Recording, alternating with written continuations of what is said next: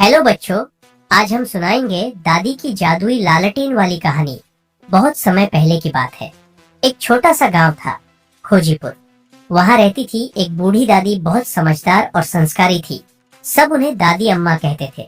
उनके साथ रहते थे उनके दो नातिन नाती, बबलू और पिंकी। गांव के बाहर एक घना जंगल था, जहां बच्चों को जाने की सख्त मनाही थी। कहा जाता था कि वहां एक पुराना भूतिया कुआं है जिससे आवाजें आती है। लेकिन बबलू और पिंकी बहुत जिज्ञासु थे। एक दिन जब दादी दोपहर में सो रही थी, दोनों चुपके से जंगल की ओर निकल पड़े। रास्ते में पेड़ झूम रहे थे, पत्तियां सरसराती थीं और कहीं कहीं से अजीब सी आवाजें आ रही। जल्द ही वे उस भूतिया कुएं तक पहुंच गए। तभी अचानक तेज हवा चली और कुएं से एक नीली रोशनी निकलने लगी। दोनों डर कर भागने लगे, लेकिन तभी एक बूढ़ी सी आवाज आई, रुको बच्चों, वो कोई भूत नहीं बल्कि एक जंगल की आत्मा थी। उसने कहा, मैं भूत नहीं, इस जंगल की रखवाली करने वाली आत्मा हूँ। ये कुआं को कभी जीवन देती थी, अब डर फैला रहा है।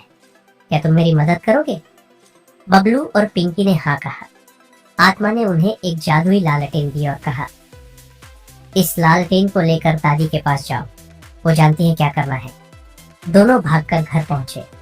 दादी अम्मा ने लालटेन देखते ही मुस्कुराई और बोली, आखिरकार समय आ गया है।